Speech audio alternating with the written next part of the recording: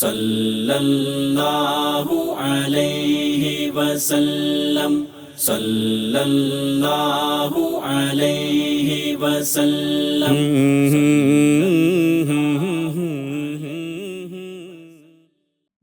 بسم اللہ الرحمن الرحیم، الحمدللہ رب العالمین، والصلاة والسلام علی سید الانبیاء والمرسلین۔ ناظرین کرام، السلام علیکم ورحمۃ اللہ وبرکاتہ۔ میں ہوں آپ کا میزبان عبدالحنان زاہد اور آپ دیکھ رہے ہیں پروگرام اسوہ کامل۔ سیرت مصطفیٰ صلی اللہ علیہ وسلم ہمارے لیے اسوہ کامل ہے، پوری انسانیت کے لیے اسوہ ہے۔ اس حوالے سے ہمارا یہ پروگرام آج جاری ہے۔ میں پروگرام کا باقاعدہ آغاز تلاوت کلام پاک سے کروں گا۔ تلاوت کے لیے ہمارے ساتھ اسٹوڈیو میں جناب قاری ابو بکر صاحب موجود ہیں۔ میں ان سے گزارش کروں گا کہ آپ پروگرام کا آغاز تلاوت کلام پاک سے کیجیے۔ جی کر صاحب۔ اعوذ باللہ من الشیطان الرجیم، بسم اللہ الرحمن الرحیم۔ فلا صدق ولا صلى ولكن كذب وتولى ثم ذهب إلى أهله يتمطى أولى لك فأولى ثم أولى لك فأولى أيحسب الإنسان أن يترك سدى ألم يك نطفة من مني يمنى ثم كان علقة فخلق فسوى فجعل منه الزوجين الذكر والأنثى أليس ذلك بقادر على أن يحيي الموتى صدق اللہ العظیم۔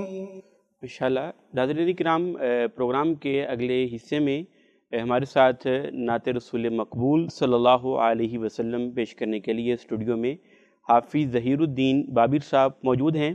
میں ان سے گزارش کروں گا کہ نعت رسول مقبول پیش فرمائیں۔ وہ 1400 برس پہلے کا کس نے ہے سما دیکھا، وہ 1400 برس پہلے کا کس نے ہے سما دیکھا، نہ ایسا کارواں دیکھا، نہ میرے کارواں دیکھا۔ نبی تشریف فرما ہے، صحابہ پاس بیٹھے ہیں، نبی تشریف فرما ہے، صحابہ پاس بیٹھے ہیں، نہ باغ ایسا نہ پھول ایسے، نہ ایسا باغباں دیکھا، وہ 1400 برس پہلے کا کس نے ہے سما دیکھا۔ قسم اللہ کی آقا کا میرے صدیق سے بڑھ کر،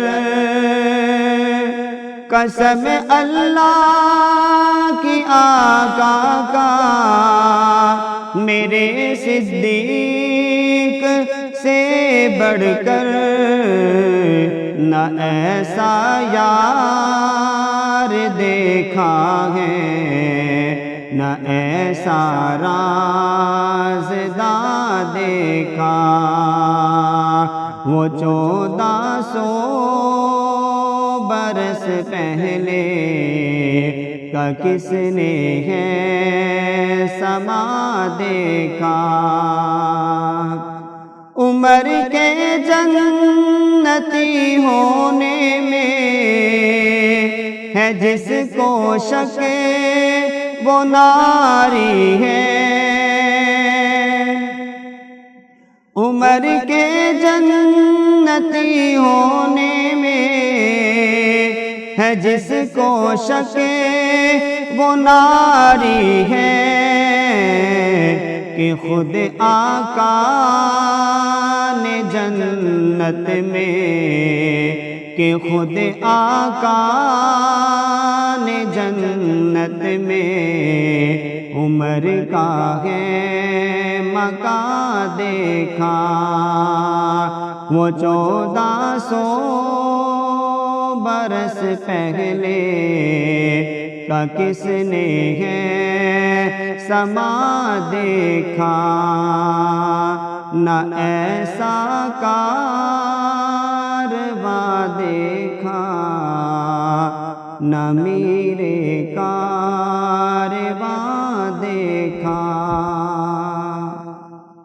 ماشاءاللہ ناظرین اکرام، ایک شارٹ بریک لیتے ہیں، بریک کے بعد دوبارہ آپ کی خدمت میں حاضر ہوتے ہیں۔ صلی اللہ علیہ وسلم، صلی اللہ علیہ وسلم۔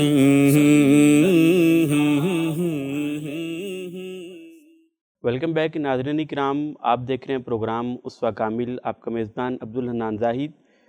ناظرین اکرام، آج اسوہ کامل ٹرانسمیشن کا ہمارا 5واں روز ہے، اور گزشتہ پروگرامز میں سیرت مصطفیٰ صلی اللہ علیہ وسلم کے مختلف گوشے جو آپ کی خدمت میں بیان کیے گئے، ہمارے علماء اور مشائخ اسکالرز نے بیان کیے، ان کا خلاصہ یہ ہے کہ جناب محمد رسول اللہ صلی اللہ علیہ وسلم کا تعلق بنو ہاشم خاندان سے تھا، جو کہ قریش قبیلہ کی ایک شاخ تھی، اور آپ کی ولادت کا جو سال ہے اس کو عام الفیل کے نام سے یاد کیا جاتا ہے، اور آپ کے دادا عبد المطلب ان کا نام ہے، اور آپ کے والد گرامی جناب عبداللہ تھے، جو آپ کی ولادت سے پہلے ہی وفات پا چکے تھے، اور آپ کی جو والدہ ہیں ان کا تعلق بنو زہرہ قبیلے سے تھا، اور آپ صلی اللہ علیہ وسلم کی جب پیدائش ہوئی تو 4 سال کے لیے آپ کو سیدہ حلیمہ سعدیہ کے حوالے کیا گیا، جہاں پر ان کی پرورش ہوئی،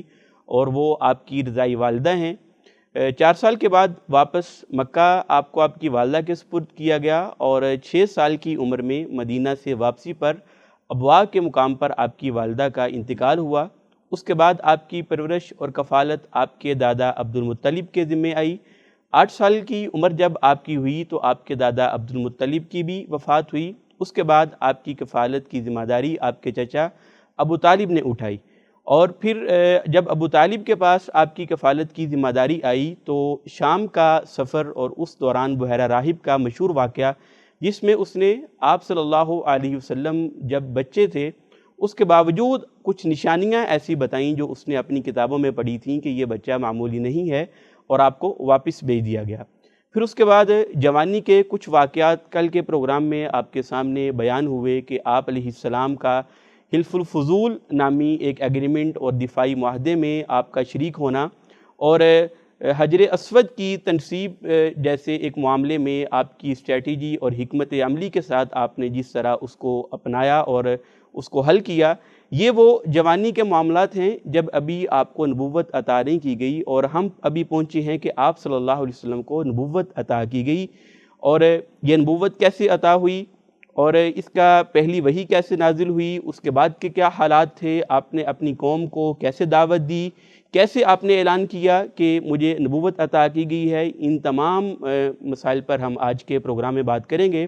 اور اس پر بات کرنے کے لیے ہمارے ساتھ اسٹوڈیو میں مہمان موجود ہیں۔ میں مہمانوں کا تعارف کروانے سے پہلے آپ ناظرین کی خدمت میں ایک گزارش یہ کرنا چاہوں گا کہ الاحسان ٹی وی جو سیٹلائٹ کے ذریعے، سوشل میڈیا، ڈیجیٹل میڈیا اور پرنٹ میڈیا کے ذریعے دنیا بھر میں کتاب و سنت کی دعوت کو پہنچا رہا ہے، اور ماہانہ کروڑوں کی تعداد میں اس کے ناظرین ہیں، اور میں یہ بھی بتاتا چلوں کہ الاحسان ٹی وی جہاں پر پاکستان اور ایشیا اور مڈل ایسٹ کے اندر جہاں پر سیٹلائٹ کے ذریعے اپنی نشریات پیش کر رہا ہے، الاحسان ٹی وی امریکہ اور کینیڈا میں ڈیجیٹل باکسز پر اپنی نشریات بھی پیش کر رہا ہے۔ میں اس ضمن میں آپ ناظرین سے گزارش یہ کرنا چاہوں گا کہ اگر آپ بھی الاحسان ٹی وی کے ساتھ اس خیر کے کام میں حصہ شامل کرنا چاہیں، آپ اس میں پارٹیسپیٹ کرنا چاہیں، تو آپ تعاون کر سکتے ہیں۔ 033400000900 یہ فون نمبر ہے، آپ اس پر رابطہ کر کے ہمارے ساتھ تعاون کر سکتے ہیں۔ ویب سائٹ ہے www.alihsan.org۔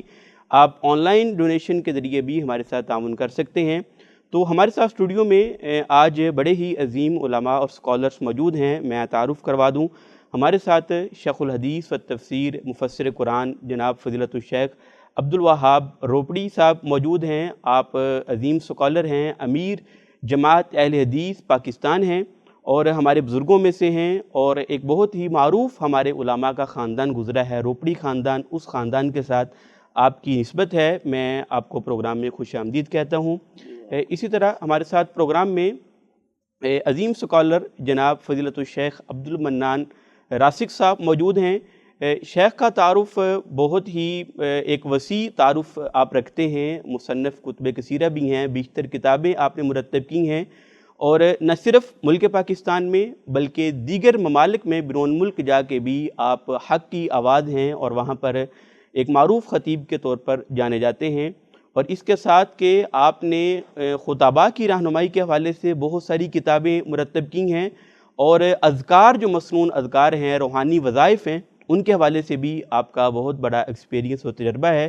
میں آج کے پروگرام میں شیخ آپ کو بھی خوش آمدید کہتا ہوں، جزاک اللہ خیر، اہلاً وسہلاً، مرحبا۔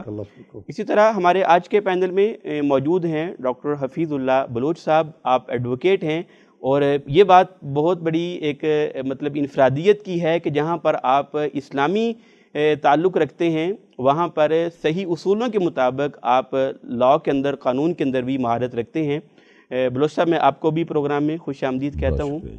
شیخ صاحب، جیسے میں نے انٹرو میں بتایا کہ ہم گزشتہ پروگرامز میں آپ صلی اللہ علیہ وسلم کی ولادت سے پہلے سے کچھ حالات لے کے جوانی تک کا ذکر ہم کر چکے ہیں۔ غار حرا میں آپ صلی اللہ علیہ وسلم کو نبوت عطا کی گئی، لیکن اس نبوت کو عطا کرنے سے پہلے کی بھی کچھ چیزیں ہمیں ملتی ہیں۔ آپ کا غار حرا میں جانا، وہاں پر دن رات گزارنا، کئی دن وہاں پر ٹھہرنا اپنے گھر والوں سے الگ ہو کے، تو آپ کیا سمجھتے ہیں کہ نبوت سے پہلے کی جو آپ کا اللہ کے ساتھ یہ تعلق اور رضا الہی کے حصول کے لیے آپ کا یہ وقت دینا ہے، نبوت کے حصول کے لیے کتنا کارآمد ہے اور کتنا یہ فائدہ مند ہے؟ اس حوالے سے رہنمائی فرمائیں۔ نحمده ونصلي على رسوله الكريم، اما بعد، فاعوذ باللہ من الشیطان الرجیم، بسم اللہ الرحمن الرحیم، اقرأ بسم ربک الذی خلق، خلق الانسان من علق۔ میرے خیال کے مطابق نبی جو ہوتا ہے نا، وہ پیدائشی نبی ہوتا ہے، اس چیز کا اسے علم ہو یا نہ ہو، یہ الگ چیز ہے۔ تو اگر ہم نبوت ملنے کا لفظ بولنے کی بجائے اعلان نبوت کہیں تو میرے خیال کے مطابق یہ زیادہ مناسب ہے۔ جہاں تک آپ صلی اللہ علیہ وآلہ وسلم کا تعلق ہے، اعلان نبوت سے پہلے غار میں جا کے اللہ تعالیٰ کی عبادت کرنے کا، اس میں تو کوئی دو رائے نہیں۔ آپ جاتے وہاں اللہ تعالیٰ کا ذکر بھی کرتے، عبادت کرتے، اور وہ عبادت اس طرح ہوتی جس طرح اللہ چاہتے ہیں۔ یہ ایک تیاری تھی اعلان نبوت کے لیے۔ تو یہ چیز جو تھی ایک آپ ریاضت سمجھ لیں، مشق سمجھ لیں، چونکہ نبوت کے بعد جو آپ کو حالات پیش آنے والے تھے اعلان نبوت کے بعد، اس میں تنہائی بھی آپ کو پیش آنی تھی کہ لوگوں نے بائیکاٹ بھی کرنا تھا، آپ نے تکلیف اور مشقت بھی اٹھانی تھی. تو میں یہ سمجھتا ہوں کہ اللہ تعالی نے یہ رسول اللہ صلی اللہ علیہ وسلم کی ایک تربیت کی ہے کہ جب آپ غار حرا میں جاتے تھے، ظاہر ہے کہ اس دور میں جانا، پھر وہاں خورد و نوش کا انتظام نہیں، وہاں کوئی پانی کے پینے کا معقول انتظام نہیں، یہ ساری چیزیں جو ہیں وہ ریاضت سے اور صبر سے تعلق رکھتی ہیں. تو یہ ان حالات سے گزار کے اللہ تعالی نے رسول اللہ صلی اللہ علیہ وسلم کو ان حالات کے لیے تیار کیا جو اعلان نبوت کے بعد پیش آنے والے تھے. تو اب آپ اگر وہ حالات دیکھیں جن حالات میں آپ جاتے اور وہاں کئی دن رہتے، تو بعد میں ہماری اماں جی جو تھی حضرت خدیجہ الکبریٰ رضی اللہ تعالی عنہا، وہ کچھ نہ کچھ دے کے آتی. تو یہ ساری چیزیں جو ہیں یہ ہمیں یہ بتلاتی ہیں کہ یہ ایک ریاضت تھی، اسے مشق کہہ لیں، جو بھی آپ اسے نام دینا چاہیں. اللہ تعالیٰ رسول اللہ صلی اللہ علیہ وسلم کو اعلان نبوت کے بعد جو حالات پیش آنے والے ہیں ان کے لیے آپ کو تیار کر رہے تھے. تو اس تیاری میں اللہ تعالیٰ کی مدد کے ساتھ آپ کامیاب ہوئے. جب وہ سارا پروسیجر پورا ہو گیا تو پھر اعلان ہو گیا نبوت کا. تو اس لیے میں یہ سمجھتا ہوں کہ یہ وہاں وقت گزارنا جو تھا یہ ایک اعلان نبوت کے بعد جو آنے والے حالات تھے ان کے لیے ایک تیاری تھی، مشق تھی، جس پر آپ کما حقو پورا اترے ہیں. جی بالکل ٹھیک ہے، جزاک اللہ خیرہ. ناظرین کرام، شیخ صاحب نے ایک چیز کی اصلاح یہ فرمائی ہماری کہ جو غار حرا میں آپ صلی اللہ علیہ وسلم کا جانا، وہاں پر دن رات گزارنا، قیام کرنا، گھر والوں سے علیحدگی اختیار کرنا، یہ اعلان نبوت کے طور پر تھا، نہ کہ اس کا نبوت ملنے کے اندر آپ اس کو نہ کہیں تو زیادہ مناسب ہے. شیخ صاحب آپ کی طرف آؤں گا کہ آپ کا ماشاءاللہ بہت زیادہ ایک سفر مکہ کی طرف، بیت اللہ کی طرف، مدینہ الرسول کی طرف رہتا ہے. عموماً ہم آپ کے بیانات سے وہاں سے بھی مستفید ہوتے ہیں. تو غار حرا میں آپ صلی اللہ علیہ وسلم پر پہلی وحی نازل ہوئی، اس نزول کی کیا کیفیت تھی اور کون سی پہلی وحی ہے جو آپ پر نازل کی گئی؟ شیخ محترم نے ماشاءاللہ بڑی اچھی وضاحت اور صراحت کی ہے جی. اقرا بسم ربک الذی خلق سے آغاز ہوا، علم سے، قرات سے. اور ظاہر ہے رسول پاک علیہ الصلوۃ والسلام کو پہلی دفعہ اس کا سامنا تھا، وہ ایک جسمانی ساخت اور ایک فطرت کے مطابق آپ کے وجود پر اس کا گہرا اثر تھا. بلکہ وہ بخاری شریف میں آتا ہے زملونی، آپ نے فرمایا مجھے چادر اڑا دو، چادر اڑا دو. تو یہاں پر جو سب سے ضروری کرنے والی بات ہے وہ یہ ہے کہ وحی کے وقت اور وحی کے بعد کوئی آپ کی بے یقینی کی کیفیت نہیں تھی. جیسے شیخ صاحب نے وضاحت کرتی ہے کہ وہ پہلے بھی نبی ہوتے ہیں، ان کے علم میں ہو یا نہ ہو، وہ صرف ایک جسمانی کیفیت تھی جو بتقاضۂ بشریت تھی. تو آپ علیہ الصلوۃ والسلام پر کپ کپی تاری تھی اور آپ کو چادر اڑا دی گئی. اور سیدہ خدیجہ رضی اللہ تعالیٰ عنہ کے بارے میں بھی آتا ہے کہ انہوں نے آپ کو دلاسا دیا، آپ کا حوصلہ بڑھایا کہ اللہ آپ کو کبھی بھی ضائع نہیں کرے گا، آپ مہمان نواز ہیں، لوگوں کا بوجھ اٹھانے والے ہیں اور حق کی خاطر آپ تکالیف کو برداشت کرنے والے ہیں.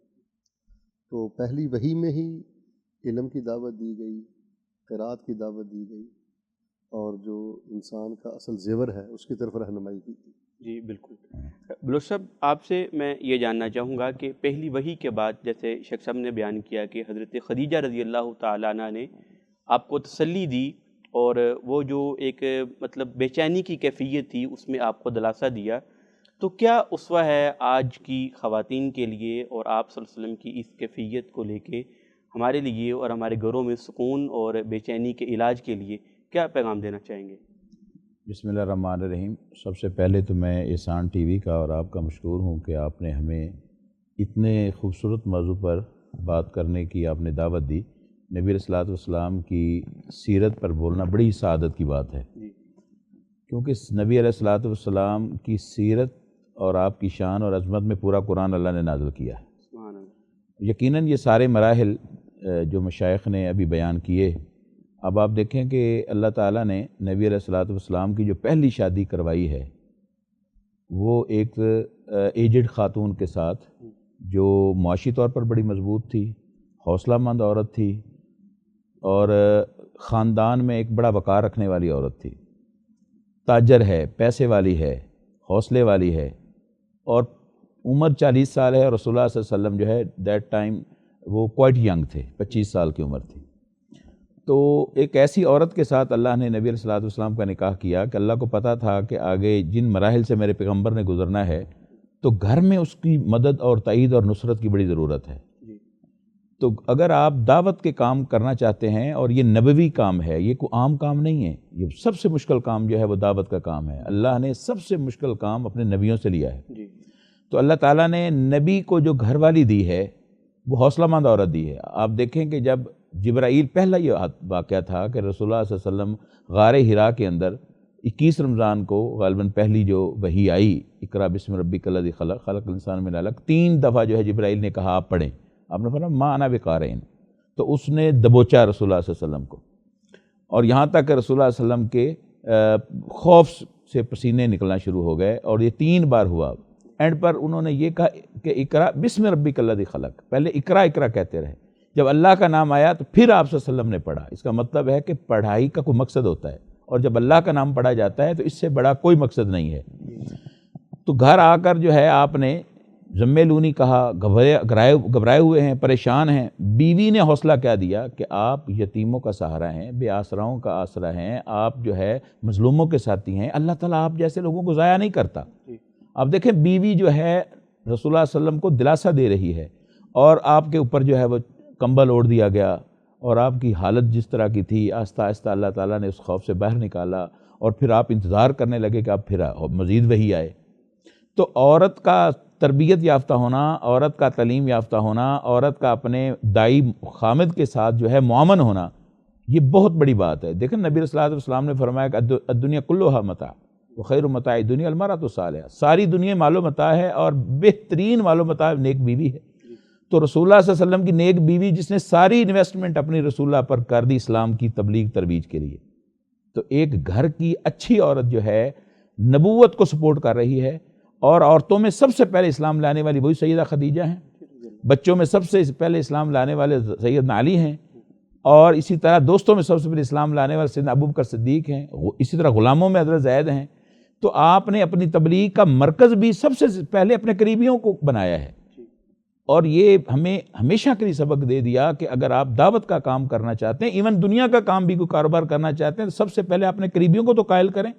اگر آپ اپنی دعوت سے قریبیوں کو دعوت نہیں دے رہے تو میں سمجھتا ہوں کہ وہ سیدنا خدیجہ رضی اللہ تعالیٰ عنہ کی اتنی بڑی سیکریفائسز تھیں کہ انہوں نے اپنا مال بھی دیا، اپنی جان بھی دی، اور حتیٰ کہ ایک روایت میں آتا ہے کہ جبرائیل رسول اللہ صلی اللہ علیہ وسلم کے پاس غار میں آئے، اور انہوں نے کہا کہ اللہ کا رسول ابھی آپ کے پاس ایک عورت آئے گی، اس کے لیے میں سلام لے کر آیا ہوں، اور اللہ نے اس کو جنتی ہونے کی بشارت دی ہے۔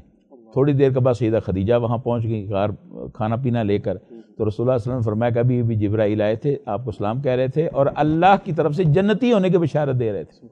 کیوں کہ خدیجہ نے کبھی رسول اللہ صلی اللہ علیہ وسلم کی اونچی آواز سے بات تک نہیں کی، اور نبوت کے بعد اس عورت کا جو اللہ تعالیٰ نے ایک تربیت والی عورت جو رسول اللہ کو پہلے ہی مہیا کی ہوئی تھی، اور اس نے جس طرح آپ کا ساتھ دیا، اس طرح پھر نبی صلی اللہ علیہ وسلم نے دعوت کا جو ہے کام شروع کیا، اور آہستہ آہستہ حضرت خدیجہ کا سب سے زیادہ انویسٹ ہوا ہے۔ تو میں سمجھتا ہوں کہ یہ ہماری عورتوں کے لیے بہت بڑا میسج ہے کہ عورتوں کی تربیت ہو، عورتوں کے لیے تعلیم ہو، عورتوں کا تزکیہ نفس ہو، اس سے خاندان اور اس سے معاشروں کی اصلاح ہوتی ہے۔ جی بالکل۔ شیخ صاحب، پہلی وحی کے بعد سیدہ خدیجہ رضی اللہ تعالیٰ عنہ آپ علیہ السلام کو ورقہ بن نوفل کے پاس لے گئی۔ یہ ورقہ بن نوفل کون تھے، اور ان کے پاس آپ کو لے جانے کے پیچھے کیا حکمت تھی، اس بارے میں رہنمائی فرمائیں۔ ورقہ بن نوفل جو تھے، ان کا تعلق اہل کتاب سے تھا، یعنی نصارہ کے ساتھ یہ تعلق رکھتے تھے، اور انجیل کا ان کے پاس علم تھا۔ ٹھیک ہے۔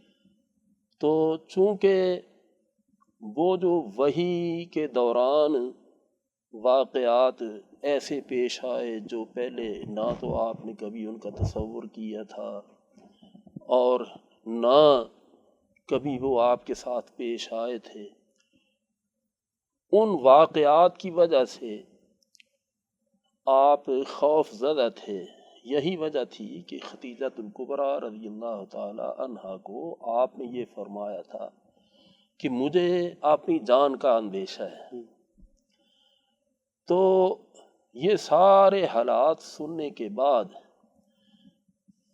تو آپ کی زوجہ محترمہ ہماری اماں حضرت خدیجہ الکبریٰ رضی اللہ تعالی عنہا اپنے چچا زاد بھائی ورقہ بن نوفل کے پاس لے کے گئیں، چونکہ وہ دین کا علم رکھتے ہیں، وہ یہ سارے حالات جان کر سن کر صحیح رہنمائی کریں گے، صحیح مشورہ دیں گے۔ تو جب ورقہ بن نوفل نے ساری بات سنی تو ورقہ بن نوفل نے کہا کہ یہ تو وہ پیغام ہے کہ جو اللہ کی طرف سے انبیاء پر آتا رہا ہے، تو اس لیے آپ کو پریشان ہونے کی کوئی ضرورت نہیں۔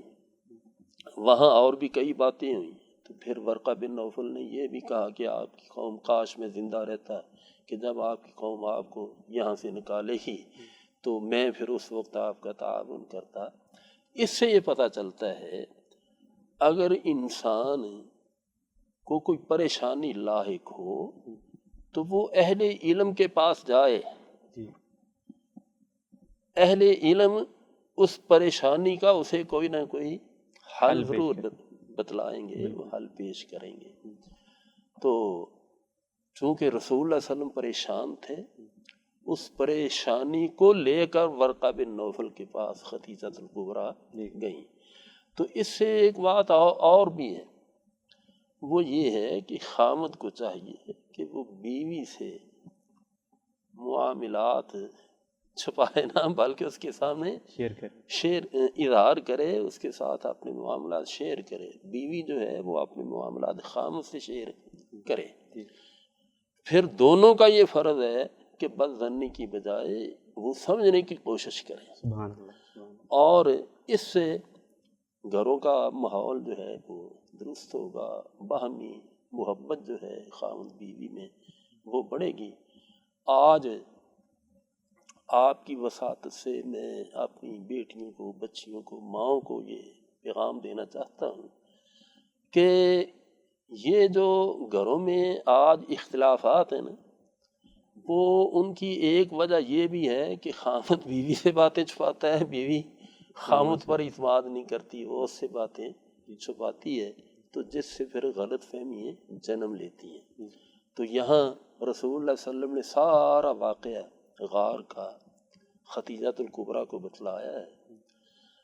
اب وہ جو سمجھتی تھیں کہ اس کا حل ہمیں فلاں شخص بتلا سکتا ہے، ان کے پاس لے کر گئیں، تو انہوں نے کہا کہ یہ پریشانی والی کوئی بات نہیں، یہ تو ایک اللہ تعالیٰ کی طرف سے عظیم نعمت ہے جو آپ کو عطا کی گئی ہے۔ تو اس لیے اس میں یہ ہمارے لیے سبق ہے زوجین کے لیے کہ وہ حد الوسع حد الممکن جو ہے وہ ایک دوسرے سے بات نہ چھپائیں، ان پر اعتماد کریں، تو اس سے ہمارا معاشرہ جو ہے اس پہ بھی اچھے اثرات مرتب ہوں گے۔ جی ٹھیک ہے شیخ صاحب، پہلی وحی کے بعد وحی کا سلسلہ کچھ دیر کے لیے رک گیا، اس بارے میں کیا رہنمائی ہے؟ اس کی وجہ کیا تھی، اور پھر یہ عرصہ کتنی دیر منقطع رہا، اور پھر دوبارہ جب وحی کا آغاز ہوا تو وہ کیسے ہوا؟ دیکھیے اس سلسلے میں کافی توجیحات اہل سیرت نے لکھی ہیں، جس میں جو بنیادی طور پہ ہم سمجھتے ہیں وہی ہے کہ جو پہلے وحی نازل ہوئی تھی، ظاہر ہے وہ اللہ تعالیٰ کی ایک رحمت بھی ہے اور ایک ذمہ داری بھی ہے، اور پھر اس میں ایک حلاوت بھی ہے، تو اور اس کے ایک تقاضے بھی ہیں، تو ان کو پورا کرنے کے لیے بھی ایک وقت جو تھا وہ درکار تھا، اس لیے کچھ مدت کے لیے جس کو فترۃ الوحی کا زمانہ کہتے ہیں وہ سلسلہ جاری رہا۔ اور اس میں جو مین میسج ہے جو میں سمجھتا ہوں کہ ہمارے چینل سے جانا چاہیے کہ رسول رحمت صلی اللہ علیہ وآلہ وسلم دین کے معاملات میں، وحی کے معاملات میں اللہ سبحانہ و تعالیٰ کے امر کے پابند ہیں، یعنی وحی کا نزول ہی آپ کے اختیار میں نہیں ہے، جیسے کہ ہم معجزات کے حوالے سے بھی کہتے ہیں کہ اس پر وہ اللہ کی رحمت ہوتی ہے، قوت طاقت ہوتی ہے، اور وہ غلبے کا ذریعہ بھی ہوتا ہے معجزہ، لیکن اس میں نبی کا اختیار نہیں ہوتا۔ بالکل۔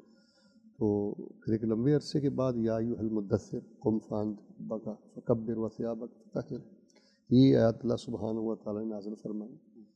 تو یہ چند ایک حکمتیں تھیں اور ایک تربیت کا، جیسے شیخ صاحب نے شروع میں بڑی پیاری بات کی کہ جو دین کی تبلیغ ہے، دین کا پہنچانا ہے، یہ ایک صبر اور تحمل کا نام ہے۔ بالکل۔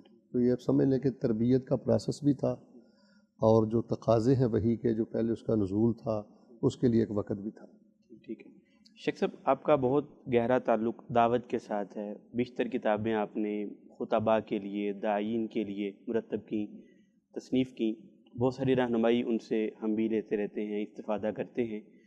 آپ صلی اللہ علیہ وسلم نے جب پہلی وحی کے بعد کیسے دعوت کا آغاز کیا، اور اس میں آپ کی حکمت عملی اسٹریٹجی کیا تھی کہ آپ نے دعوت اپنے قریبی لوگوں کو، رشتہ داروں کو، دیگر دوست احباب کو، اس میں آپ کا دعوت دینے کا کیا طریقہ تھا؟ اس میں اختصار کے ساتھ جو تصور ہمیں ملتا ہے وہ یہی ہے کہ آپ نے خفیہ طور پہ دعوت کا آغاز کیا تھا، یعنی اعلانیہ طور پہ کھل کر سر عام ان چیزوں کا آپ نے اظہار نہیں فرمایا تھا اوائل میں، آغاز میں۔ تو جو دھیمے پاؤں خفیہ انداز سے دعوت کا آغاز ہوتا ہے، اس کے کئی ایک فائدے بھی ہوتے ہیں۔ ایک تو جو لوگ جڑ چکے ہوتے ہیں ان کی تربیت اور ان کو اکٹھا کرنے کا موقع ملتا ہے، اور ان میں ایک جذبہ استقامت بڑھتا ہے۔ پھر خفیہ طور پہ دعوت کے آغاز کا سب سے بڑا فائدہ یہ ہوتا ہے کہ انسان جو بڑے بڑے سرکش معاندین اور مخالفین ہوتے ہیں ان کے شر سے بھی بندہ جو ہے وہ بچا رہتا ہے، اور واقعتاً پھر اس کا اثر دیکھا گیا۔ پھر اس کے بعد رسول پاک علیہ الصلوۃ والسلام نے اپنے قرابت داروں کو، رشتہ داروں کو علانیہ طور پہ دعوت دی۔ تو میں یہی سمجھتا ہوں، جیسے کہ شیخ صاحب ہر بات کو حالات حاضرہ کے ساتھ جوڑیں، روکڑی صاحب، کہ ہمارے بھی جو دائی حضرات ہیں جن نئے علاقوں میں دین و دعوت کا کام کرتے ہیں، تو ان کو جذباتی نہیں ہونا چاہیے، سر عام للکار یا بڑوں کی مخالفت مول لے کے دعوت کا نقصان نہیں کرنا چاہیے، بڑے دھیمے انداز سے اور بڑی رازداری سے اور بڑے احتیاط سے آہستہ آہستہ آگے بڑھنا چاہیے، جس میں وہ دار ارقم کے حوالے سے بھی کچھ اشارے مل جاتے ہیں۔ حضرت ارقم رضی اللہ تعالیٰ کا وہ گھر تھا، وہاں بیٹھ کر میٹنگ ہوتی اور حالات و واقعات کا جائزہ لیا جاتا۔ تو اوائل میں، آغاز میں چپکے سے، دھیمے پن سے، راز سے، خفیہ طریقے سے اپنے ساتھیوں کو لے کر بیٹھا جائے اور دعوت کے کام کو لے کے آگے بڑھا جائے، تو اس کے نتائج بہت اچھے ہوتے ہیں۔ بالکل ٹھیک ہے، بہت شکریہ، جزاک اللہ خیر، بہت شکریہ۔ شیخ بلوچ صاحب، آپ کی طرف آؤں گا کہ آپ صلی اللہ علیہ وسلم نے، جیسے کہ راشد صاحب نے وضاحت کی کہ آپ نے دعوت کا آغاز خفیہ طور پر، رازدارانہ طور پر شروع کیا، تو آپ کی دعوت کو آغاز میں قبول کرنے والے کون لوگ تھے؟ بے شک یہ دعوت کی حکمتوں میں سے ایک بہت بڑی حکمت ہے کہ آپ اپنا کام جو ہے وہ رازداری کے ساتھ کریں۔ اللہ تعالیٰ نے قرآن میں کہا ادعو الی سبیل ربک بالحکمہ والموعظۃ الحسنہ وجادلہم باللتی ہی احسن۔ تو سب سے پہلا کام دعوت کا ہے ہی حکمت کے ساتھ، دنائی کے ساتھ، صبر کے ساتھ اور استقلال کے ساتھ۔ جہاں آپ صبر کر رہے ہیں، جہاں آپ حکمت سے کام کر رہے ہیں، استقامت سے کام کر رہے ہیں، مگر اس میں کنٹینیوٹی ہونی چاہیے، یہ نہیں کہ آپ نے کام کو بند کر دینا ہے۔ تو رسول اللہ صلی اللہ علیہ وسلم نے خفیہ انداز سے آپ نے دعوت دی۔ سب سے پہلے آپ نے وانذر عشیرتک الاقربین، آپ نے اپنے قریبیوں کو جو ہے وہ آپ نے دعوت دی ہے، اور سب سے مشکل دعوت قریبی کو دینا ہے، کیونکہ وہ آپ کے کردار کو، آپ کے اخلاق کو، آپ کے ظاہر کو، آپ کے باطن کو جانتے ہوتے ہیں۔ اچھا، اس میں ایک اور بات یہ ہے کہ بہت سارے انبیاء نے جب اپنی نبوت کا اعلان کیا تو انہوں نے معجزات دکھائے ہیں۔ نبی صلی اللہ علیہ وسلم نے جب اعلان نبوت کیا ہے تو آپ نے کیا کہا کہ میرے بارے میں کیا کہتے ہو؟ لقد لبثت فیکم 40 سنہ، میں نے آپ کے درمیان 40 سال گزارے ہیں۔ تو انہوں نے کہا جربناک مرارا بل وجدناک صدقا، ہم نے تو آپ کو 40 سال آزمایا ہے، معاملات میں، کاروبار میں، لین دین میں، اٹھنے بیٹھنے میں، بل وجدناک صدقا، ہم نے آپ کو سچا پایا۔ تو یہی آپ کا میریکل تھا، معجزہ تھا۔ اور میں سمجھتا ہوں بڑے بڑے معجزات ہیں رسول اللہ صلی اللہ علیہ وسلم کے، مگر اس سے بڑا شاید میرے نزدیک کوئی معجزہ نہیں ہے کہ 40 سال جو بندہ ان کے درمیان رہے، کاروبار بھی کرے، بکریاں بھی چرائے، معاملات بھی کرے، ان کا فیصل بن کے فیصلے بھی آپ نے فرمائے، اور سب کچھ آپ نے کیا، مگر سب نے کہا کہ ہر معاملے میں آپ بے عیب ہیں۔ یہ اس بہت بڑا معجزہ ہے، اور آپ اس معجزے کے بعد اور اس حکمت کے بعد بھی آپ صلی اللہ علیہ وسلم نے چھپ چھپا کر کام کیا، قریبیوں کو دعوت دی، اور ان قریبیوں میں آپ کی بیوی آ گئی، سیدنا علی آپ کے پاس تھے، بچوں میں وہ اسلام لے آئے، دوستوں میں آپ نے حضرت ابو بکر کو دعوت دی، اور حضرت ابو بکر نے دعوت قبول کرنے کے بعد انہوں نے آگے اپنے دوستوں میں کام شروع کر دیا۔ تو نبی علیہ الصلوۃ والسلام نے حکمت اور دنائی کے ساتھ جو ہے اپنے قریبیوں کو آپ نے دعوت دی ہے، اور ان میں جب حضرت ابو بکر صدیق رضی اللہ تعالیٰ عنہ کو دعوت دی، جو اس وقت کے انتہائی باشعور پڑھے لکھے کپڑے کے تاجر تھے، انہوں نے دعوت کو قبول کیا اور انہوں نے اپنے دوستوں میں آگے کام شروع کیا، اور ان کی دعوت سے عشرہ مبشرہ کے جو 10 صحابہ ہیں ان میں سے 6 وہ صحابہ ہیں جو سیدنا ابو بکر صدیق کی انفرادی اور خفیہ دعوتوں کے ساتھ اسلام میں آئے۔ تو یوں بڑے بڑے لوگ جو ہے حضرت عثمان جیسے، عبد الرحمن بن عوف جیسے، ابو عبیدہ بن جراح جیسے لوگ جو ہے وہ اسلام میں آ گئے، حضرت طلحہ وغیرہ 6 صحابہ عشرہ مبشرہ کے وہ حضرت ابو بکر صدیق کی دعوت سے ہوئے۔ یہ نبی اسلام نے تربیت کی کہ اپنے مشن کو جو لو پروفائل میں رکھ کر ہم نے کام کرنا ہے، مگر کام نہیں آپ نے روکا۔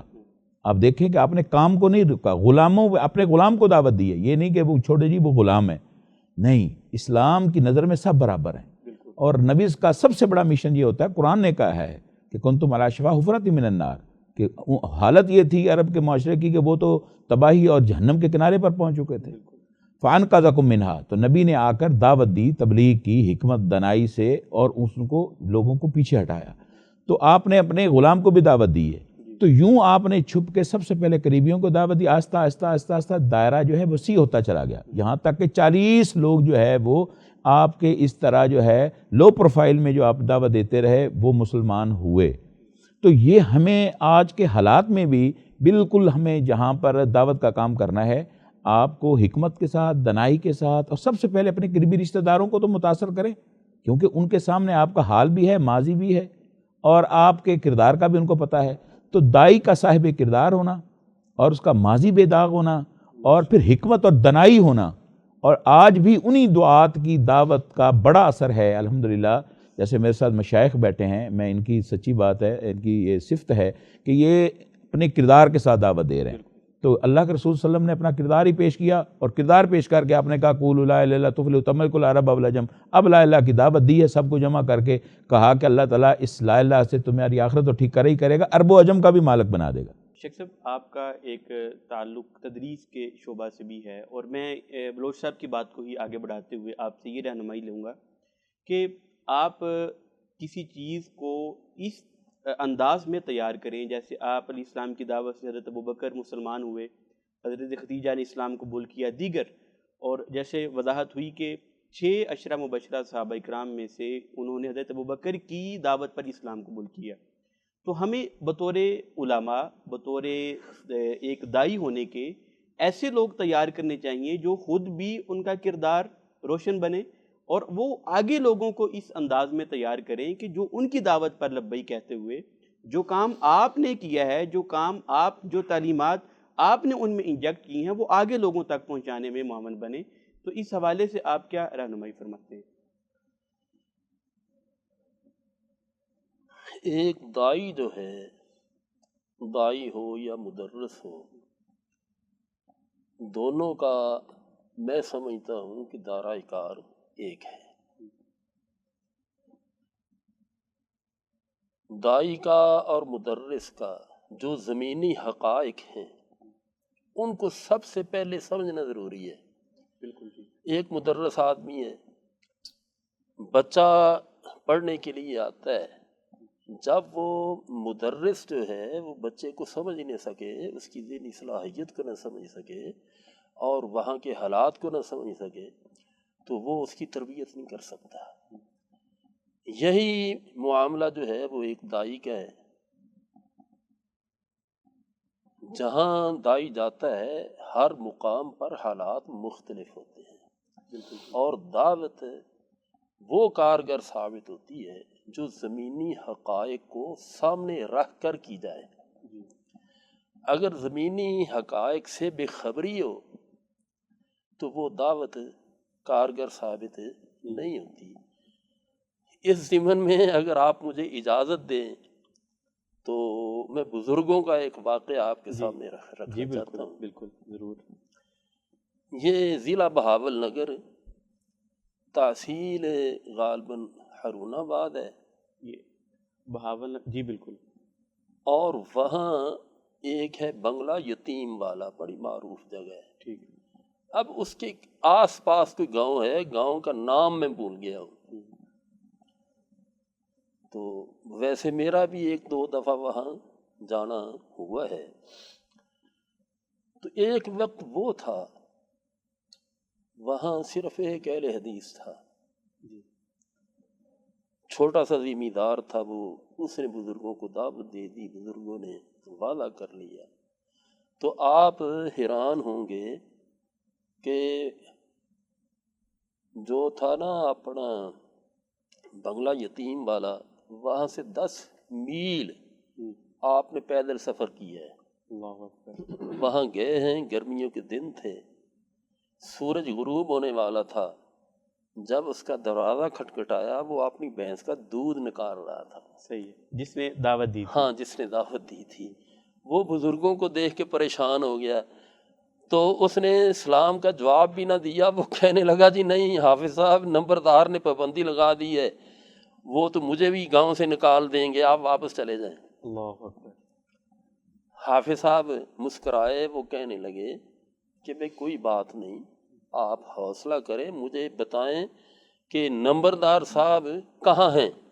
وہ کہنے لگا جی دور سے اشارہ کیا، وہ ڈیرا ہے ان کا، کیونکہ انہوں نے بلا کے مجھے کہہ دیا ہے کہ اگر تو نے یہاں بیان کرایا تو فساد ہوگا، تو تجھے بھی ہم نکال دیں۔ اس دور میں نمبردار کا ایک مقام ہوتا تھا۔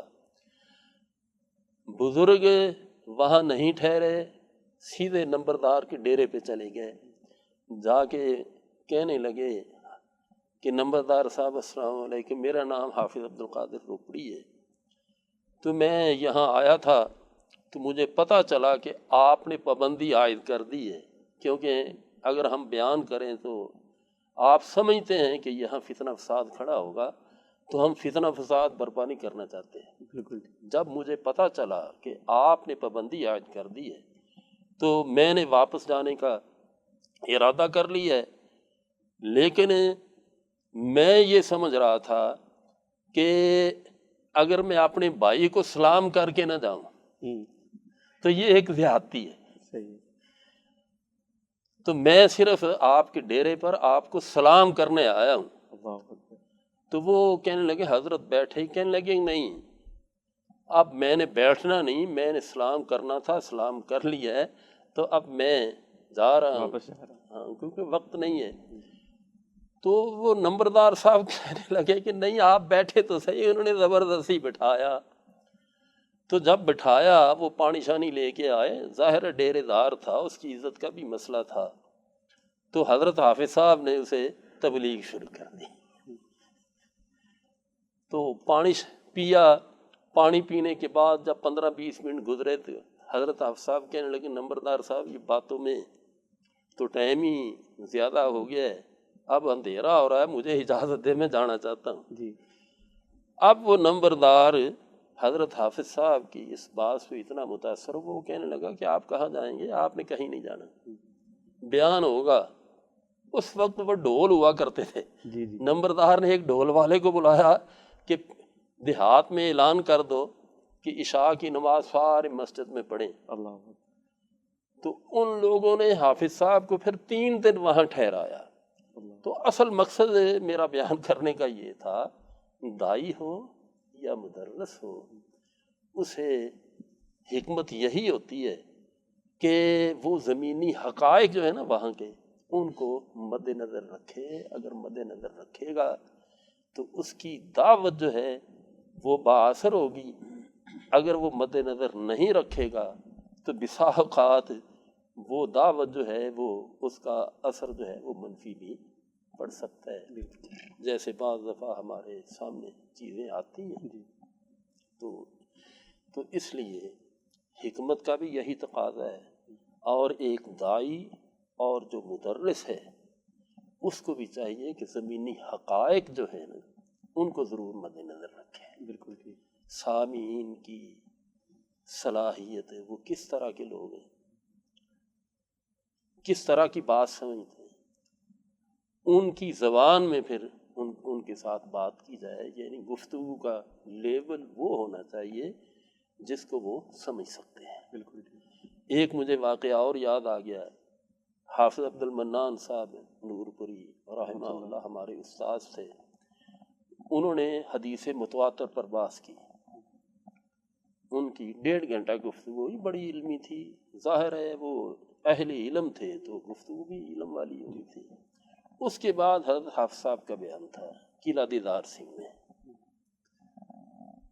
تو ایک بابا جی کھڑے ہوئے، وہ کہنے لگے کہ حافظ صاحب، حافظ عبد المنان صاحب تواتر کرتے رہے، یہ بابا جی کو متواتر کا لفظ بھی نہیں آتا تھا، جی تو مجھے یہ بتائیں کہ وہ جو تواتر کہتے تھے وہ ہوتا کیا ہے؟ صحیح۔ حضرت حافظ صاحب مسکرا پڑے، وہ کہنے لگے کہ مجھے یہ بتلاؤ کہ دلی شہر ہے، یہ حضرت حافظ صاحب نے مثال دی، کہنے لگے جی ہاں ہے۔ مجمع سے پھر پوچھا کہ کسی نے دیکھا ہے؟ 1 یا 2 آدمی تھے جنہوں نے ہاتھ کھڑا کیا، ہم نے دیکھے۔ حضرت حافظ صاحب پھر پوچھنے لگے بھی ہو سکتا ہے وہ نہ ہو، تو مجمع سے آواز آئی کہ یہ حافظ صاحب یہ کیسے ہو سکتا ہے، ساری دنیا کہتی ہے کہ دلی شہر ہے۔ تو حضرت حافظ صاحب مسکرا کر کہنے لگے کہ اسی کو حدیث متواتر کہتے ہیں۔ اللہ اب یہ گفتگو جو تھی ان کی ذہنی صلاحیت کے مطابق تھی، ان کو حدیث متواتر کی تعریف سمجھا دی، جی تو اس لیے ہمیں ان چیزوں کا خیال بھی رکھنا چاہیے۔ بالکل ٹھیک ہے۔ حضرت شیخ صاحب، آپ نے اپنی گفتگو میں پہلے دار ارقم کا ذکر کیا، میں ضرور ریلیٹ کرنا چاہوں گا کہ ابھی آغاز اسلام ہے اور دعوت بھی پوشیدہ ہے، لیکن اس کے باوجود جتنے بھی مسلمان ہیں، یہ نہیں کہ فلاں کو تخصیص فلاں ہی مدرسے میں جائے، فلاں ہی تعلیم سیکھے، اوورآل مسلمانوں کی تعلیم و تربیت کے لیے وہ ایک ادارہ جو بنیادی مدرسہ ہے وہ کردار ادا کر رہا ہے۔ تو کیا پیغام ہے آج ہمارے لیے اور ہمارے عام مسلمانوں کے لیے؟ میں ان لوگوں کی بات نہیں کر رہا جو پہلے سے ہی مدارس کے ساتھ اٹیچ ہیں، جو دینی مدارس کے طالب علم ہیں، بلکہ عام لوگ جو اپنی دیگر مصروفیات میں مصروف عمل ہیں، ان کے لیے دین اسلام کی تعلیم و تربیت حاصل کرنے کے لیے جو دار ارقم نے بنیادی طور پر کردار ادا کیا، تو آپ ان کو کیا پیغام دینا چاہیں گے؟ بڑا عام فہم سا پیغام ہے جی۔ دیکھیں، آپ ایک دکان اور ایک بیٹھک اور اپنے گودام میں بھی یہ ماضی کی یاد کو زندہ کر سکتے ہیں۔ دیکھیں، آپ کے پاس گودام ہے تو وہاں ایک آپ کمرے کو مختص کر دیں، وہاں کوئی فقہ اور بعامل عالم آ کے ترجمہ پڑھا دے، وہ حدیث پڑھا دے 10 منٹ کے لیے۔ اور اسی طرح میں یہ سمجھتا ہوں کہ جہاں بھی صحیح العقیدہ مسلمان ہیں وہاں بیٹھک میں، گھر کے کمرے میں، جہاں آسانی ہو، ترجمہ کلاس کو ہفتے میں 1 دفعہ اس طرح کا سلسلہ ضرور ہونا چاہیے۔ مارکیٹ میں بھی اگر جہاں موقع ملے تو، اور انشاءاللہ دعوت کے حوالے سے مدارس کی خدمات اپنی جگہ ہیں، اور یہ جو سالانہ پروگرام ہوتے ہیں، جلسے ہوتے ہیں، کانفرنسز ہوتی ہیں، ان کے فوائد اپنی جگہ پر ہیں، لیکن یہ جو انفرادی طور پر بیٹھک میں اور کسی آفس میں، مارکیٹ میں، گودام میں یا دکان پہ اس طرح کوئی الگ سے سلسلہ ہو جائے جو چند افراد پر مشتمل ہو، تو اس میں بہت زیادہ خیر کثیر ہے، اور جن لوگوں نے ایسا کیا ہے انہوں نے بڑے فوائد بھی حاصل کیے۔ وہاں جیسے شیخ صاحب فرما رہے تھے، بڑی بصیرت والی بات ہے کہ یہ جو زمینی حقائق ہوتے ہیں نا جی، اس کے مطابق جیسے حالات و واقعات ہوں، ہر بندے کو میں یہ سمجھتا ہوں یہ معاملہ شروع کرنا چاہیے۔ بالکل ٹھیک ہے۔ اس کے لیے کوئی بڑے وسائل کی ضرورت نہیں ہے، جو کچھ کرنا چاہتے ہیں نا جی، اب ایک یہ مائنڈ بن چکا ہے کہ سارے وسائل میرے پاس پہلے جمع ہوں، پھر میں کلمہ حق کہوں اور پھر میں آگے بڑھوں گا۔ ایسے نہیں ہوتا۔ ہمارے بڑوں نے جتنے بھی کام کیے ہیں، جیسے ابھی روکڑی صاحب کا آپ نے واقعہ سنا ہے، تو ان لوگوں کے پاس اس وقت کے لیے گھوڑا بھی نہیں تھا، اونٹ بھی نہیں تھا، پیدل کہہ رہے تو اب جہاں بھی جو بھی جاب، سلسلہ، کاروبار، معاملہ ہے، وہاں آپ کسی جگہ 10 منٹ بیٹھ کے دین کی بات سیکھنے سکھانے کا سلسلہ ضرور شروع کریں، انشاءاللہ اس کے نتائج بہت اچھے ہیں۔ اچھا، آپ کا یہ بیرون ممالک بھی اس حوالے سے سفر رہتا ہے اور ایسی جگہوں پہ دروس بھی آپ کے ہوتے رہتے ہیں، تو آپ حقیقت کیا ریالٹی کے اس چیز کی واقعتاً کیا نتائج سامنے آتے ہیں؟ بہت زیادہ جی نتائج زیادہ سامنے آتے ہیں. دیکھیں جو خاص قسم کی کانفرنسز ہوتی ہیں نا مساجد میں، جب دوسری چیز کے فوائد کو ذکر کیا جائے نا، اس سے پہلے کا انکار نہیں لازم آتا. اس کے فائدے ہوتے ہیں، لیکن جو میرج ہالوں کے پروگرام ہوتے ہیں یا مارکیٹ میں پروگرام ہوتا ہے یا کسی عام ہال گودام میں ہوتا ہے، وہاں شعبہ ہے زندگی کے لوگ آ جاتے ہیں بلا امتیاز. وہاں جو انسان کو ایک دعوت کا موقع ملتا ہے نا جی، اس کے ظاہر فوائد بھی بہت زیادہ ہوتے ہیں. تو میں امریکہ کی ایک آزاد ریاست ہے لائبیریا، ویسٹ افریقہ، دیگر ممالک میں جب جاتا ہوں تو وہاں زیادہ جو پروگرام ہیں نا وہ اسی طرح کسی ہال میں ہوتے ہیں، میرج ہال میں یا کسی کوٹھی کے بڑے ہال میں، تو وہاں تمام مسلمان بھائی شریک ہوتے ہیں اور اس کے فوائد ماشاءاللہ بہت زیادہ ہوتے ہیں. لوگوں کو موقع ملتا ہے سوالات کرنے کا، کچھ تشنگیاں ہوتی ہیں جو مساجد میں جمعوں کے دوران نہیں ہو سکتی، بڑے پروگراموں میں نہیں ہوتی، تو ایسے پرسنل ملاقات میں وہ چیزیں لوگ سیکھ جاتے ہیں. ہاں جی، جو خصوصی طور پہ ہمارے برصغیر پاک و ہند میں ایک معاملہ ہے نا جی، مساجد میں مدارس میں نا، آپ جتنے بھی با اخلاق کیوں نہ ہو، ایک عجیب سا تعصب ضرور موجود ہے. اس طرح کی اگر دعوتی سلسلے شروع کیے نا چھوٹے چھوٹے بیٹھک میں، گودام میں، ہال میں، میرج ہال میں، تو وہ ایک دعوت پھیلتی ہے اور شعبہ ہے زندگی کے لوگ آتے ہیں، اور یہ اصل کام ہے. یہ اصل کام ہے. شیخ صاحب، ایک فرمائش ہمارے کمنٹ سیکشن میں ناظرین کی طرف سے کی گئی ہے. اپنے حضرت روپڑی صاحب رحمہ اللہ کا واقعہ ذکر کیا، تو فرمائش یہ کی گئی ہے کہ آپ جو ایک خصوصی انداز ہے قرآن کی تلاوت کرنے کا، حضرت روپڑی صاحب کا بھی اور آپ کا بھی، تو اس انداز میں ہمیں تلاوت سنائی جائے. تو میں آپ سے گزارش کروں گا تلاوت کلام پاک ذرا اس انداز میں.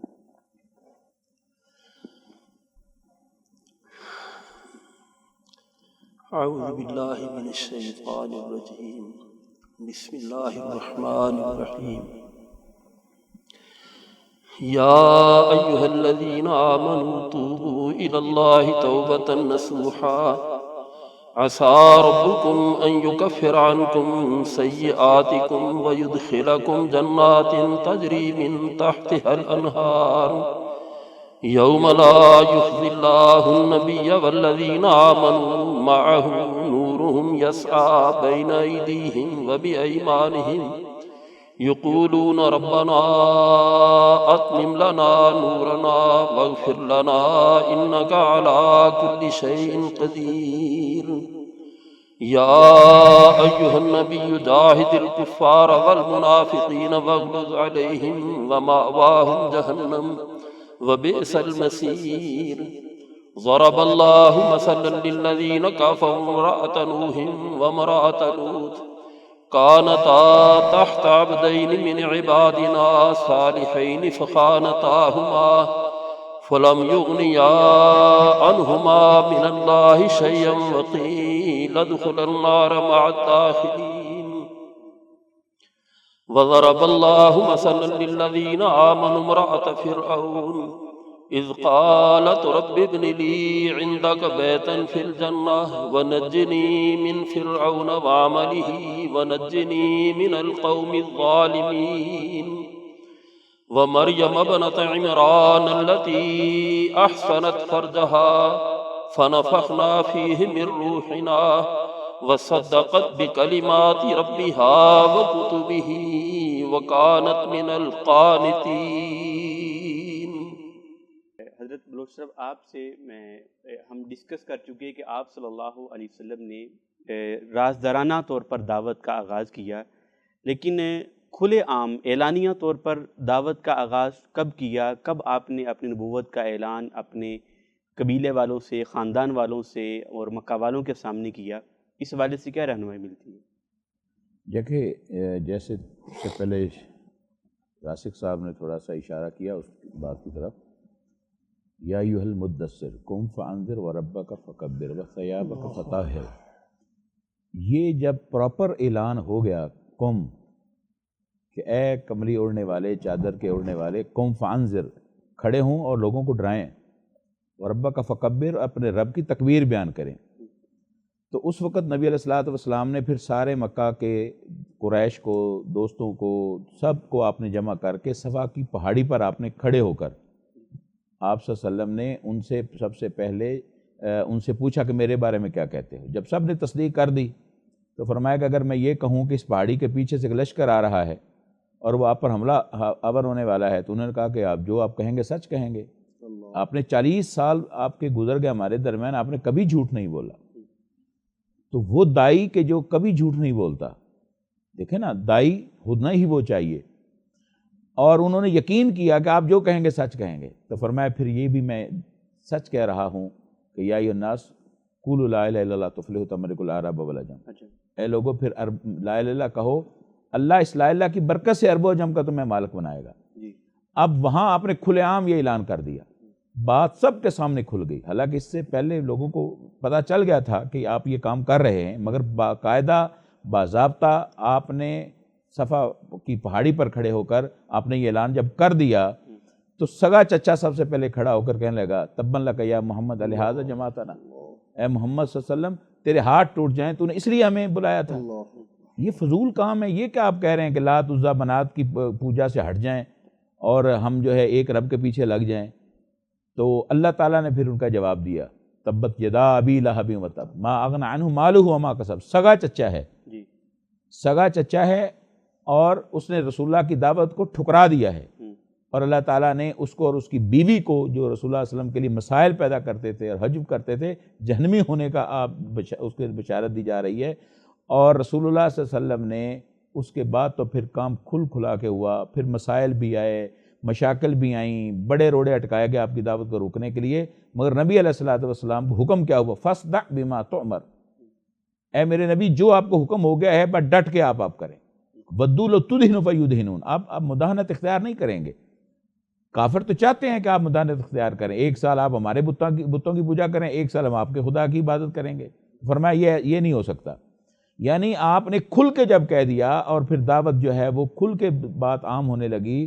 اور یہاں تک کہ جب انہوں نے دیکھا کہ اب دعوت دن بدن آگے بڑھتی جا رہی ہے، چونکہ اخلاقی طور پر تو آپ اعلیٰ درجے پر فائز تھے، معاملات میں آپ اعلیٰ درجے پر فائز تھے، ہر طرح سے آپ ایک بہترین کمپلیٹ ایک اسوہ رکھنے والی آپ شخصیت تھے، اللہ کے نبی تھے. اور نبی ہوتا ہی وہ ہے کہ جو ہر عیب سے پاک ہوتا ہے. تو انہوں نے پھر جس طرح کے روڑے اٹکانے شروع کیے، مگر رسول اللہ صلی اللہ علیہ وسلم کی دعوت رکی نہیں ہے. مسائل آپ نے برداشت کیے ہیں، کیونکہ اللہ تعالیٰ پہلے غار سے ہی آپ کی ٹریننگ اللہ نے شروع کر دی ہوئی تھی. بکریوں کا چرانا، اور پھر تجارت کے لیے سفر لمبے لمبے کرنا، اور پھر غار میں بیٹھ کر اللہ کی عبادت اور خلوت، اور پھر سارے مراحل سے اللہ تعالیٰ گزار کر اب اللہ نے جب اوپن اعلان کروا دیا ہے تو پھر کھل کے دعوت جو ہے وہ کھڑی ہو گئی. اور پھر اس کے بعد آپ کو جن مشاکل سے شیخ ابی طالب کی طرح گھاٹی میں بھی آپ کو محصور کیا گیا، تو یہ سارے ٹریننگ آلریڈی اللہ تعالیٰ کروا چکا تھا. اور جیسے جیسے یہ ہوتا گیا پھر صحابہ پر بھی مشاکل بڑی ہیں، مگر آپ نے صبر سے ڈٹ کے استقامت کے ساتھ مگر اخلاص کے ساتھ آپ نے کام کیے. اور یہ ایک دائی کے لیے ضروری ہے کہ جہاں آپ اللہ کے لیے کر رہے ہیں، استقامت کے ساتھ کر رہے ہیں، ہمیشہ کر رہے ہیں، پورے مکمل انہماک اور خلوص کے ساتھ کام کریں. دعوت میں اثر ڈالنے والے تو اللہ کی ذات ہے نا.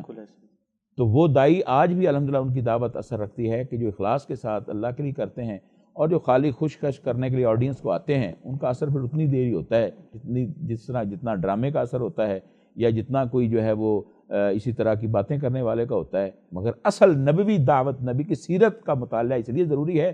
اگر اچھا دائی بننا ہے تو نبی کی شان اور منہج کے مطابق آپ اس کو سمجھیں گے تو اچھے دائی بنیں گے. اور یہی ہمارا منہج ہے، یہی ہمارا طریقہ ہونا چاہیے. جو نبی کا طریقہ ہے وہ ہمارا طریقہ ہے، اسی میں ہماری کامیابی انشاءاللہ. شیخ صاحب، دعوت کا کھلے عام اعلان ہو گیا، اور قریش جو آپ علیہ السلام کے خونی رشتہ دار بھی ہیں، عزیز بھی ہیں، آپ کا خاندان ہے، اور تسلیم بھی کر رہے ہیں پورے مکہ والے کہ آپ کو ہم نے ہمیشہ صادق اور امین پایا ہے. اس کے باوجود بڑی مخالفت اپنے ہی لوگوں کی طرف سے ہوئی. آپ نے اس مخالفت کو کیسے فیس کیا؟ اور آج کے دائی کے لیے اگر ایسی صورتحال پیش آتی ہے تو کیا نمونہ ہے اس کے لیے؟ رسول اللہ صلی اللہ علیہ وآلہ وسلم کی جو مخالفت تھی وہ کوئی آپ کی ذات کے ساتھ ان کی کوئی مخالفت نہیں تھی. ٹھیک. آپ کا جو نظریہ تھا، جو دعوت تھی، جو نقطۂ نظر آپ نے پیش کیا تھا، اس نقطۂ نظر کے ساتھ ان کو اختلاف تھا. ٹھیک ہے. اور اس نقطۂ نظر کے ساتھ انہیں کیوں اختلاف تھا؟ اس کی بنیادی وجہ یہ تھی کہ اگر وہ رسول اللہ صلی اللہ علیہ وسلم کا نقطۂ نظر مان لیتے، ان کی اپنی خواہشات جو تھیں وہ ختم ہو جاتی، ان کی خود ساختہ چدراڑ جو تھی، بادشاہت جو تھی، اس کا انہیں خاتمہ نظر آ رہا تھا. جی. وہ دنیاوی مفاد کی خاطر آپ اس طرح کہہ سکتے ہیں کہ انہوں نے رسول اللہ صلی اللہ علیہ وسلم کے جو نظریہ تھا اس کے ساتھ انہوں نے اختلاف کیا. آج بھی اہل توحید کے ساتھ یا کسی دائی کے ساتھ اس کے نقطۂ نظر سے کسی کو اختلاف ہوتا ہے، اس کی بھی بنیادی وجہ یہی ہوتی ہے، کیونکہ وہ سمجھتے ہیں کہ یہ جو نقطۂ نظر پیش کر رہا ہے تو اس نقطۂ نظر سے ہمارے جو ذاتی مفادات ہیں ان پر کاری ضرب لگے گی. تو یہی تصور تھا ان کفار میں. تو وہ بھی یہ سمجھتے تھے کہ پھر ہمارے ذاتی مفادات جو ہیں وہ ختم ہو جائیں گے. تو اس لیے انہوں نے رسول اللہ صلی اللہ علیہ وسلم کی یہ مخالفت کی. تو اس مخالفت کا آپ نے مقابلہ استقامت اور صبر کے ساتھ کیا ہے. تو آج بھی آپ دیکھ لیں، اگر کوئی آپ نقطۂ نظر پیش کرتے ہیں، اگر آپ اس کے دلائل رکھتے ہیں، آپ صبر کریں، استقامت اختیار کریں، تو آپ وہ دلائل کی قوت سے کبھی نہ کبھی جو ہے نا وہ آپ غالب ضرور آئیں گے. بالکل. لوگ سوچنے پر مجبور ہو جائیں گے. یہی وجہ تھی کہ رسول اللہ صلی اللہ علیہ وسلم کے پاس اپنے نقطۂ نظر کو پیش کرنے کے لیے قوی دلائل موجود تھے. جب آپ وہ دلائل پیش کرتے اور ساتھ ان کو کہتے کہ اگر تم جن کی عبادت کرتے ہو وہ کچھ کر سکتے ہیں تو چلو آپ ایسے کریں، تم تو فصاحت و بلاغت کے بڑے آپ امام مانے جاتے ہو نا، جو غیر عرب ہیں ان کو تم عجمی یعنی گونگے کہتے ہو، تو یہ جو کلام میں پیش کر رہا ہوں اس جیسی ایک آیت ہے. سورت بعض دفعہ قرآن مجید میں سورت کے الفاظ آئے تو ایک آیت لے آؤ، وہ یہ بھی نہ کر سکے تو پھر آپ کو یہ اعلان کرنا پڑا فَإِن لَمْ تَفْعَلُوا وَلَن تَفْعَلُوا، اگر تم یہ نہ کر سکے تو قیامت تک تم سے یہ کام نہیں ہوگا. تو یہ چیز کب ہوتی ہے کہ جب ایک دائی جو ہے اس کے پاس مضبوط دلائل ہوں اور وہ وہاں کے حقائق کو سمجھتا ہو اور پھر اس میں یہ استعداد ہو کہ حقائق کے مطابق لوگوں کی ذہنی صلاحیت کے مطابق اپنے دلائل کو پیش کر سکے. تو اگر یہ چیز ہو تو اس میں پھر صبر ہو اور استقامت ہو تو اس کی دعوت جو ہے وہ مؤثر ہو جاتی ہے. بالکل ٹھیک. تو رسول اللہ صلی اللہ علیہ وسلم میں یہ دو چیزیں جو تھیں یہ بدرجۂ عطا موجود تھی، صبر بھی تھا، استقامت بھی تھی. اگر ان پہ مثالیں دینا ہم شروع کر دیں تو وقت تو ختم ہو جائے گا، وہ مثالیں ختم نہیں آتی. بالکل ٹھیک. شیخ صاحب، حضرت روکڑی صاحب کی بات سے ایک بات اس کانٹیکس میں کہ آپ کے پاس استقامت بھی تھی، مختلف آفرز کی مکہ والوں نے، قریش والوں نے، آپ کو مال دیتے ہیں، آپ کی خوبصورت عورت کے ساتھ آپ کا نکاح کروا دیتے ہیں، آپ اپنا نقطہ نظر چھوڑ دیں، اس کے باوجود آپ نے تمام آفرز کو ریجیکٹ کیا. کیا آپ علیہ السلام کا یہ اسوہ تھا اور آپ کی یہ استقامت کی عظیم مثالیں ہیں، اور کیا ایک اسوہ اور نمونہ ہے آج کے دائی کے لیے، آج کے مسلمان کے لیے؟ جواب کی طرف میں آتا ہوں. میرا دل چاہ رہا ہے کہ روکڑی صاحب نے جو آیات پڑھی ہیں نا جی، ان میں ایک بڑا شاندار وظیفہ ہے. چونکہ آپ کے چینل کے حوالے سے ناظرین و سامعین کے ساتھ پہلی ملاقات ہے تو میں وظیفے کی نشاندہی کر دوں. جی بالکل ضرور. ربنا اتمم لنا نورنا واغفر لنا انک علی کل شیء قدیر. اس وقت دیے بجھے ہوئے ہیں غیرت کے، توحید کے، شرم و حیا کے، عفت و پاک دامنی کے، تو یہ وظیفہ بہت زیادہ پڑھتے رہنا چاہیے، روشنی کے لیے، خیر کے لیے، روحانیت کے لیے، طمانینت کے لیے۔ ٹھیک ہے، ربنا اتمم لنا نورنا، یا اللہ ہماری روشنی پوری کر دے، دین کی، اسلام کی، ایمان کر، ہمیں معاف کر دے۔ ہم اس قابل تو نہیں ہیں کہ اتمام نور کا سوال کریں، لیکن تو بخشنے والا ہے اور ہر چیز پہ قادر ہے۔ یہ بڑا شاندار وظیفہ ہے اور اس کو نمایاں کرنا بڑا ضروری تھا۔ دوسری بات ہے کہ دیکھیں یہ جو ان کی مخالفت تھی وہ صرف چونکہ اپنے آبائی مذہب پر تھے اور بت پرستی تھی ان میں، اور ایک سرداری کی جو حرص حوث ہوتی ہے، یا مفادات تھے چھوٹے چھوٹے، تو وہ اپنے آبائی مذہب کو بچانے کے لیے، اپنی سرداری کو بچانے کے لیے، چونکہ وہ رسول اللہ کی دعوت کو بھی ایک دنیوی اینگل سے دیکھ رہے تھے، تو اسی تناظر میں وہ آپ کو پھر پیشکش بھی کر رہے تھے کہ شاید یہ بھی اسی چیز کے خواہاں ہیں، یعنی وہم یقیسون علی انفسہم، وہ سمجھ رہے کہ جیسے ہم دنیا کے لیے سارا کچھ کر رہے ہیں ادھر بھی یہی چاہت ہے، جبکہ ایسا نہیں تھا۔ تو ایک تو اللہ سبحانہ و تعالیٰ کا حکم تھا جی، آپ نے اس لیے ان کی اس کو ٹھکرا دیا، اللہ تعالیٰ کا حکم تھا۔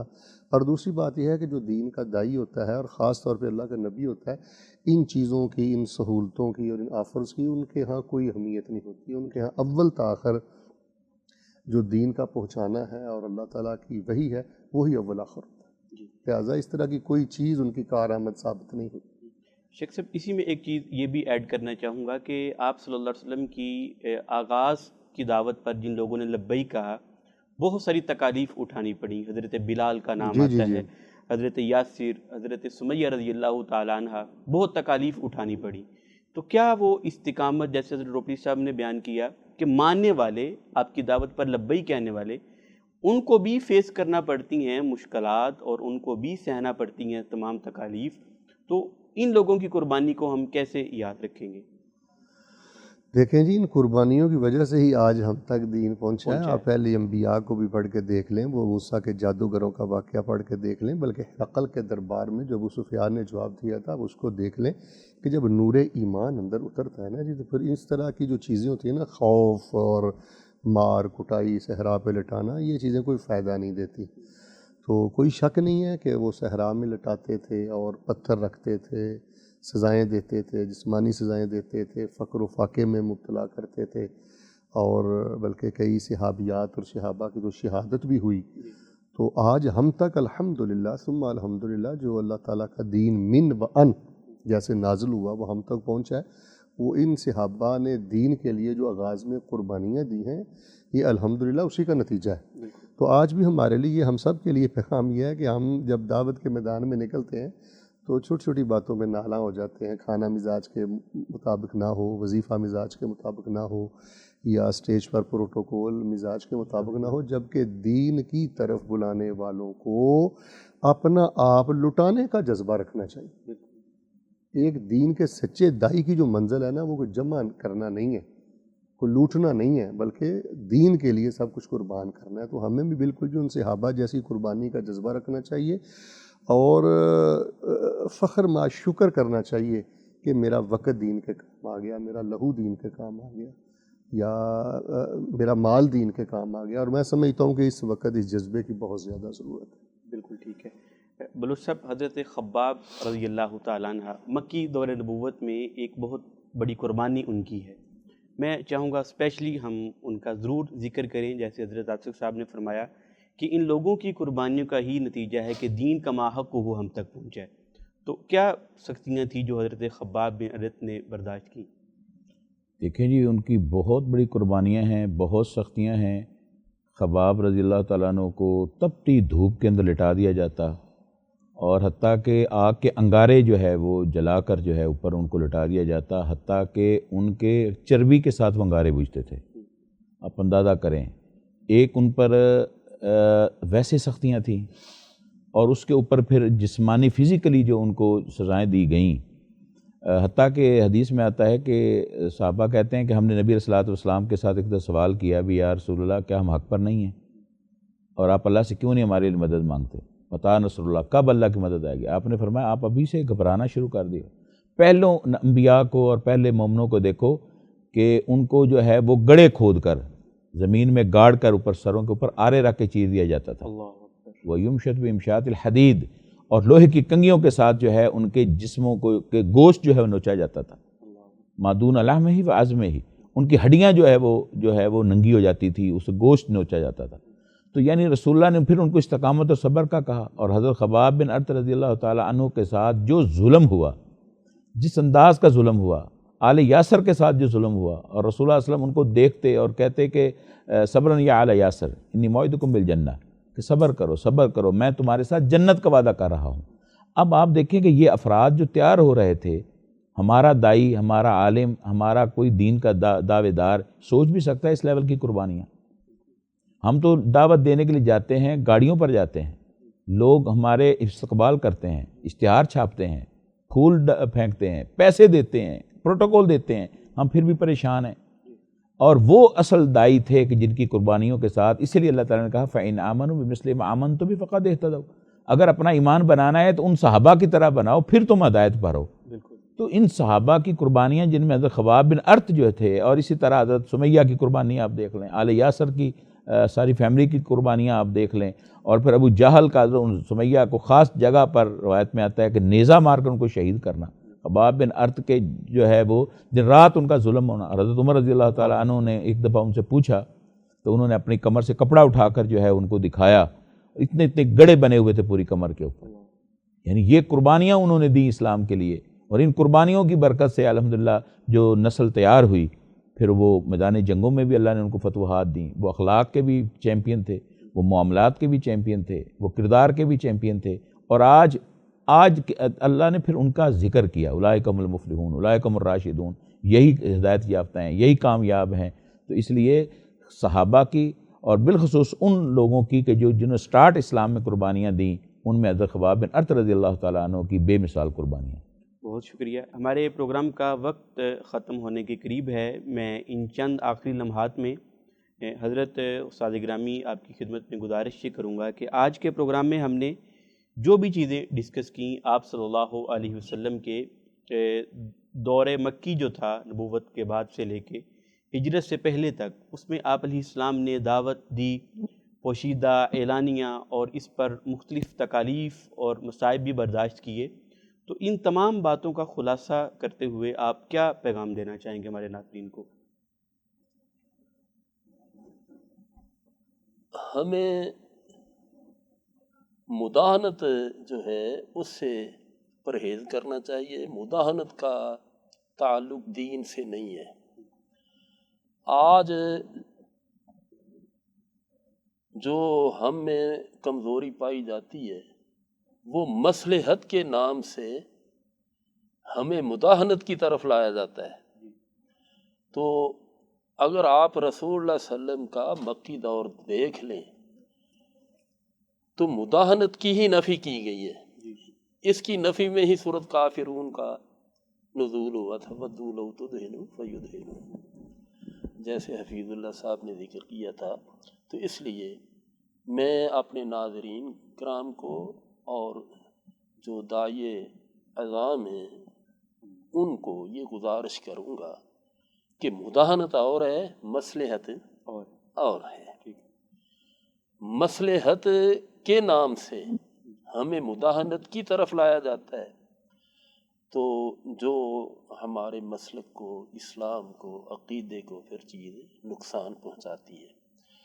اور یہ جو ایسی مصلحت جو مداہنت کی طرف لے جائے، اسلام اس کی نفی کرتا ہے۔ اسی لیے صدیق اکبر رضی اللہ تعالیٰ عنہ کو جب زکوٰۃ کے معاملہ میں عمر فاروق رضی اللہ تعالیٰ عنہ نے یہ بات کہی تھی، کیف تقاتل من قال لا الہ الا اللہ، کہ کلمہ گو کے ساتھ آپ کس طرح لڑائی کریں گے؟ تو ان احادیث کا ترجمہ نفیس خلیلی رحمہ اللہ نے اشعار میں کیا ہے۔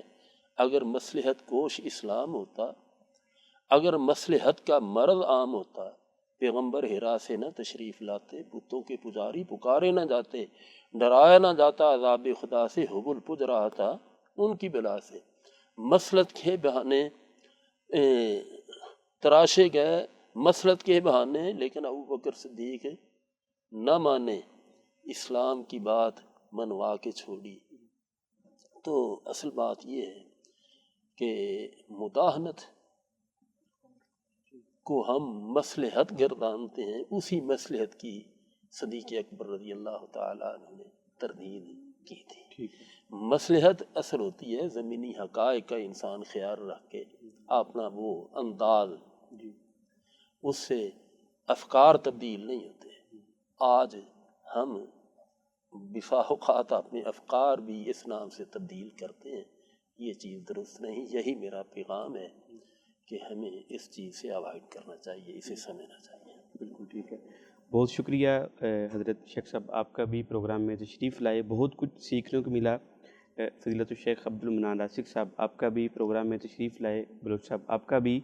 ناظرین کرام، ہمارے پروگرام کا وقت ختم ہوا اور بہت کچھ آج کے پینل سے سیکھنے کو ملا، جو کہ شاید ہم گزشتہ پروگراموں میں وہ اس طرح نہیں سیکھ سکے، لیکن انشاءاللہ بہت سارا پیغام واضح کتاب و سنت کی تعلیمات کو، دعوت کو آگے لوگوں تک پہنچانے کے حوالے سے جو خصوصاً آج کے پروگرام میں ڈسکشن ہوئی ہے، انشاءاللہ آپ ناظرین بھی اس کو سامنے رکھیں گے۔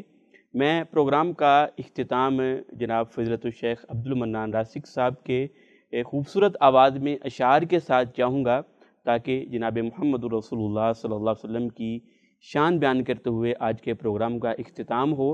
اور بڑی ہی ایک منفرد بات یہ بھی ہے کہ جہاں پر حضرت راسک صاحب کی بہت ساری کتابیں خطباء کے لیے اور اسی طرح لوگوں کے لیے، کتاب الاذکار ہے، اذکار کے حوالے سے کتابیں موجود ہیں، وہاں پر ابھی آج ہی میں دیکھ رہا تھا خطبات ربیع الاول، بڑی ایک شاندار کتاب ہے، انٹرنیٹ پر موجود ہے، خصوصاً ربیع الاول کا مہینہ بھی چل رہا ہے، تو آپ لوگ ڈاؤن لوڈ کر کے، میں سجیشن کروں گا آپ مطالعہ ضرور کریں۔ اور جو بھی چیزیں ربیع الاول کے حوالے سے ہم معاشرے میں دیکھتے ہیں، ہم پاتے ہیں اور ہم کشمکش کا شکار ہوتے ہیں، آیا کہ یہ صحیح ہیں یا غلط ہیں، درست ہیں یا نہیں درست، انشاءاللہ ان تمام اشکالات کا اس کتاب میں جواب پیش کیا گیا ہے۔ آپ ضرور اس کا مطالعہ کریں تو پروگرام کا انشاءاللہ اختتام حضرت شیخ صاحب کے اشعار کے ساتھ ہی ہوگا۔ میں خدمت میں گزارش کرتا ہوں، جی شیخ صاحب۔ میں کوشش کرتا ہوں کہ موضوع کے مطابق ہی چند اشعار ہوں، وہی کیا ذکر ہوا ہے، جی، اور پھر صبر و استقامت اختیار کرنے کا ذکر ہوا ہے کہ دین و دعوت کی راہ میں صبر و استقامت اور اخلاق ہونا چاہیے، اور آخر میں شیخ صاحب کہ مداہنت نہیں ہونی چاہیے، مصلحت کچھ حد تک جائز ہے۔ تو یہ جو میں اشعار پڑھتا ہوں انشاءاللہ موضوع کے عین مطابق ہیں۔